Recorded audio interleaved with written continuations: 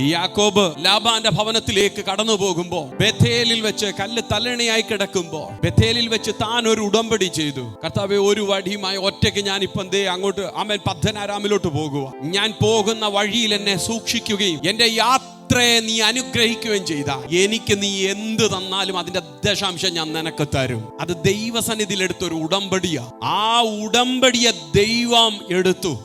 ദൈവത്തിന്റെ ദാരിദ്ര്യം മാറ്റാനല്ല നമ്മൾ ദശാംശം കൊടുക്കുന്നത്, നമ്മുടെ ദാരിദ്ര്യം മാറാനാണ്, നമ്മൾ അനുഗ്രഹിക്കപ്പെടാനാ. പിന്നത്തേതില് പദ്ദനാരാമിൽ ചെല്ലുമ്പോൾ ലാബാൻ യാക്കോബിന്റെ നന്മയെ മുടക്കി കളയാൻ ചെയ്യാവുന്ന കാര്യങ്ങളെല്ലാം ചെയ്തു. യഹോവയായ ദൈവം ബേഥേലിനെ ഓർത്തു. ബേഥേലിനെ ഓർത്തപ്പോൾ യാക്കോബ് ചെയ്ത ഉടമ്പടിയെയും ഓർത്തു. തിന്മയായി ഭവിക്കേണ്ടതെല്ലാം യാക്കോബിന് നന്മയാക്കി തീർത്തു. ഒരുവനായി പോയവൻ ഒരു വലിയ രണ്ട് കൂട്ടമായി മടങ്ങി വരുവാൻ തക്കവണ്ണം ദൈവം കൃപ ചെയ്തു. ഈ പട്ടണത്തിലേക്ക് ഫ്ലൈറ്റ് ടിക്കറ്റും എടുത്ത് 2 പെട്ടിയും എടുത്ത് നാം ഇവിടെ കാലുകുത്തിയെങ്കിൽ ഇവിടെ ഒരു വലിയ കൂട്ടമായി വർദ്ധിപ്പിക്കാൻ ദൈവത്തിന് പദ്ധതിയുണ്ട്. അതിനൊറ്റ കാര്യമേ ഉള്ളൂ, ഞാൻ നീ നിൽക്കുന്ന സ്ഥലം ഏതെന്ന് തിരിച്ചറിയുക.